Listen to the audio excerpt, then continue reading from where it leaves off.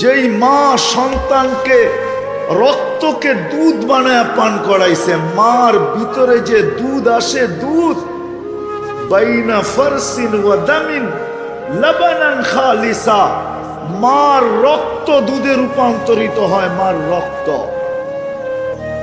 যেই মা রক্ত দুধে রূপান্তরিত করে সন্তানকে লালন পালন করা, যেই বাবা মাথার গাম পায়ে ফেলা, সারা দিন মানুষের বকা জকা শুনা, যারা পরিশ্রম করে অন্যের কাছে খাটে, চাকরি করো আর অন্যের কাছে যেখানে কাজ করো, বকা জকা ছাড়া এমন দিন যায় না দুই চারটা বকা জকা না খায়।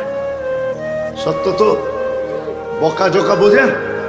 হ্যাঁ হ্যাঁ, হায় হায়, এই এলাকার অটোওয়ালা পাওয়া যাবে মাসের ভিতরে 2-4-10টা থাপ্পড় খাইও বাড়িতে ফিরে না, ফিরে না।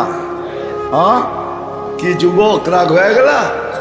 হ্যাঁ, 19-20 হইলে তো তোমরা লাগায় দাও, ঠিক না? কি লাগাও না? হ্যাঁ, কি রাগ হয়ে গেল? না লাগাও না। একা থাকলে হয়তো লাগাইতে নাও পারো, 2-3 জন বন্ধু বান্ধব হইলে তো সাইজ করে দাও, ঠিক না?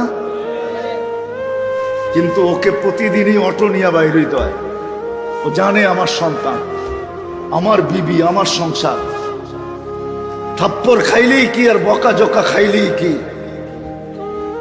পেটের দায়ে বাহির হইতে হয়। একদিকে মা রক্তকে দুধ বানায় খাওয়াইছে, পান করাইছে, আর একদিকে বাবা নিজের সবকিছু বিসর্জন দিয়ে সন্তানকে মানুষ বানাইছে। ওই সন্তান দিন না থাকার কারণে মা বাবাকে বৃদ্ধাশ্রমে ছেড়া আসে না, ছেড়া আসে না? নাই বৃদ্ধাশ্রম? হয়তো 2500-এ নাই, ঢাকা শহরে ডজনের উপরে আছে, মনে হয় 2500-ও আছে।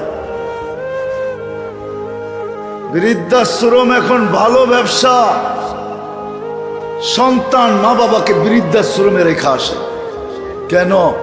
ওর কাছে দিন নাই। দিন দিন যদি থাকতো তো শাফি রহমতুল্লাহ আলাইহির মতো মাত্রে পাও টিপতো আর তেল মালিশ করে মাকে, বৃদ্ধা মাকে ঘুম পড়াইতো, আর মাঝে মাঝে তালুতে চুমা দিত।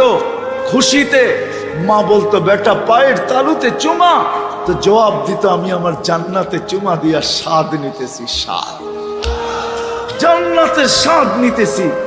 আজকে আমাদের প্রয়োজন হলো দিন, আর কিচ্ছু প্রয়োজন না। আমার কথাটা নোট করে রাখেন। আজকে হয়তো আমি বুঝাইতে পারতেছিলাম, আমার কাছে জাদু নাই।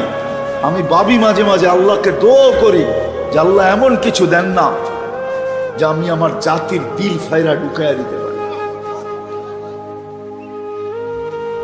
আমি আমার জাতির দিল ফাইরা ঢুকাইয়া দিতে পারি যে আমার জাতির প্রয়োজন কি। দিন শুধু দুনিয়ার জন্য প্রয়োজন না, এই ছোট জীবনটার জন্য সবচেয়ে প্রয়োজন দিন।